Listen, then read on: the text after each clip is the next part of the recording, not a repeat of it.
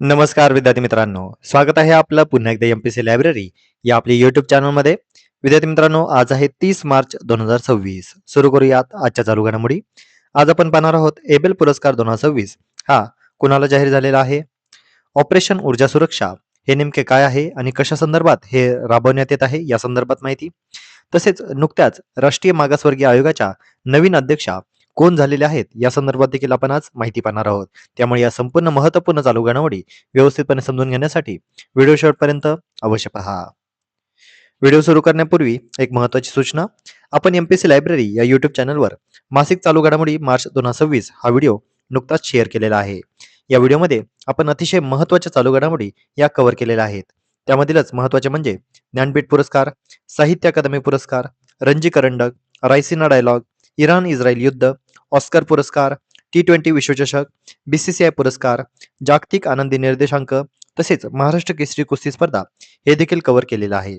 त्यामुळे हा व्हिडिओ आवर्जून पहा आणि सर्व विद्यार्थ्यांपर्यंत शेअर करायला विसरू नका. आजच्या व्हिडिओमध्ये सर्वप्रथम कालचा एक प्रश्न. काल व्हिडिओच्या शेवटी मी तुम्हाला एक प्रश्न विचारलेला होता. भारतीय संविधानामध्ये UCCचा उल्लेख कोणत्या कलमामध्ये आढळतो? तर या प्रश्नाचं योग्य उत्तर होतं पर्याय क्रमांक 3 कलम 44. आता आपण आजचे दिनविशेष पाहूया. आज आहे 30 मार्च. 30 मार्च 1949. आज आहे राजस्थानचा स्थापना दिवस.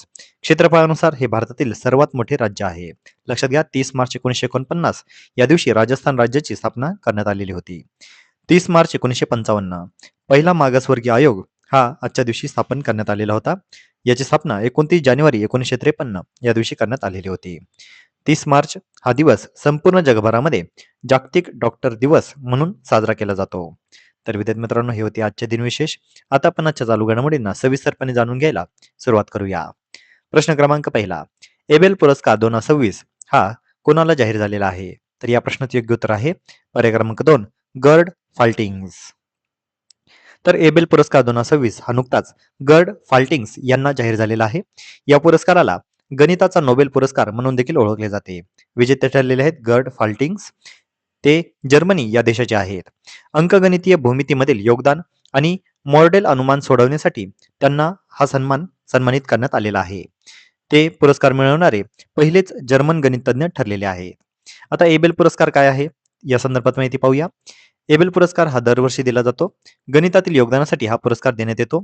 नॉर्वेचे गणितज्ञ निल्स हेनरिक एबेल यांच्या नावाने हा पुरस्कार देण्यात येतो. त्यामुळे साहजिकच नॉर्वे सरकारद्वारे हा पुरस्कार देण्यात येतो. या पुरस्काराची सुरुवात 2003 मध्ये करण्यात आलेली होती. तसेच या पुरस्कारामध्ये 7.5 दशलक्ष नॉर्वेजियन क्रोनर एवढी पुरस्काराची रक्कम असते. त्यामुळे लक्षात घ्या, एबेल पुरस्कार 2026 कुणाला जाहीर झालेला आहे? तर जर्मनीचे गर्ड फाल्टिंग्स यांना. पुढचा प्रश्न. ऑपरेशन ऊर्जा सुरक्षा हे ऑपरेशन मुख्यतः कोणत्या सामुद्रधुनीशी संबंधित आहेत? तर या प्रश्नाचे योग्य उत्तर आहे पर्याय क्रमांक 4 हॉर्मुझची सामुद्रधुनी. विद्यार्थी मित्रांनो, कालच्या व्हिडिओमध्ये आपण हॉर्मुझची सामुद्रधुनी तसेच बाबेल मंदेब ही सामुद्रधुनी या संदर्भात माहिती पाहिलेली होती. आणि या दोन्ही सामुद्रधुनी सध्या चर्चेमध्ये आहेत.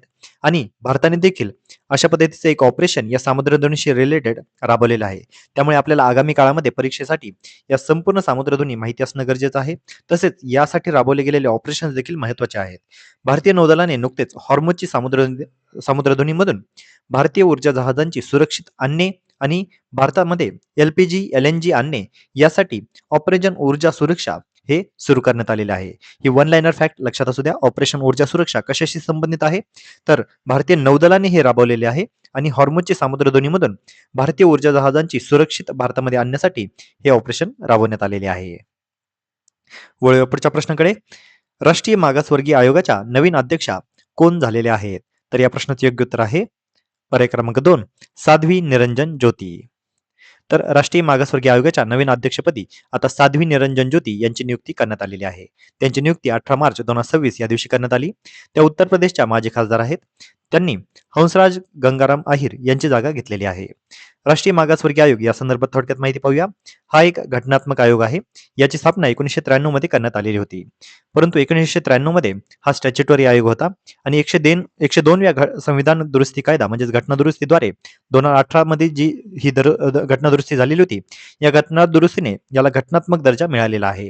त्यामुळे भारतीय संविधानाच्या कलम 338B अंतर्गत हे समाविष्ट करण्यात आलेले आहे.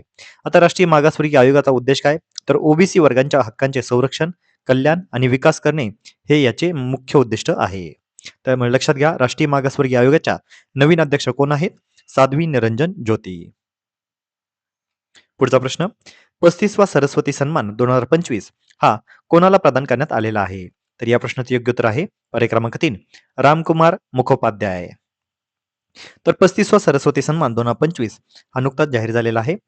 हा पुरस्कार रामकुमार मुखोपाध्याय यांना जाहीर झालेला आहे. त्यांची बंगाली कादंबरी हरा पार्वती कथा यांची सरस्वती सन्मानासाठी निवड करण्यात आलेली आहे. हा एक वार्षिक पुरस्कार आहे आणि यामध्ये पुरस्काराची रक्कम असते 15 लाख रुपये. लक्षात घ्या, 35वा सरस्वती सन्मान 2025 हा कुणाला मिळालेला आहे?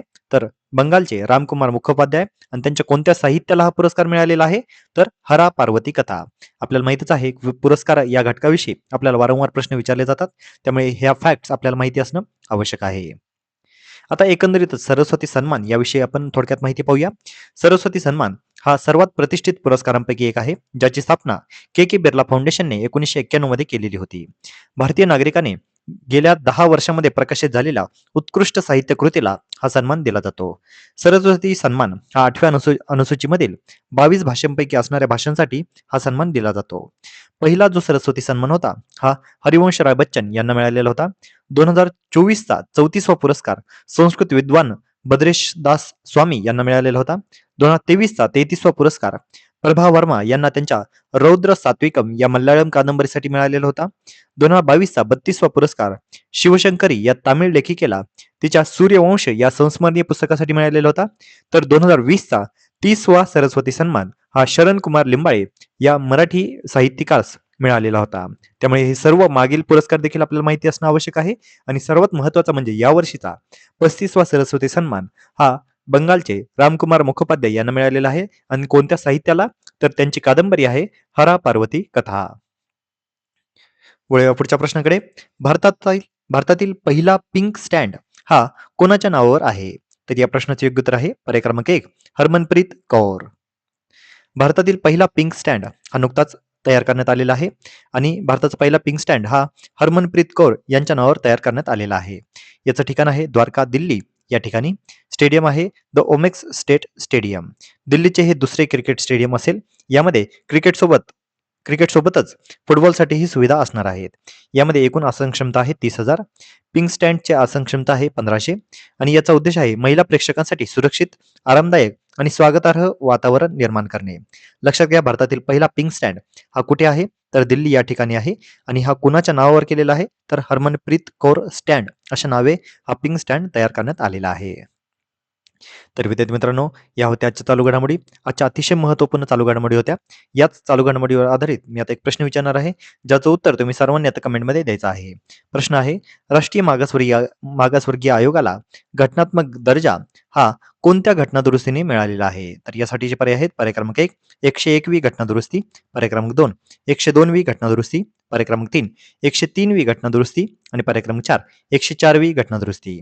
तर विद्यार्थी मित्रांनो, तुम्ही सर्वांनी आता या प्रश्नाचं योग्य उत्तर कमेंटमध्ये द्यायचं आहे. जे कोणीही विद्यार्थी या प्रश्नाचं योग्य उत्तर कमेंटमध्ये देतील त्याच्या कमेंटला नक्कीच लाईक देखील देण्यात येईल. तर विद्यार्थी मित्रांनो, या होत्या आजच्या चालू घडामोडी. तर अशाच अधिकाधिक इन्फॉर्मेटिव्ह कंटेंटसाठी आपली MPC लायब्ररी या YouTube चॅनलला सबस्क्राईब करायला अजिबात विसरू नका. धन्यवाद.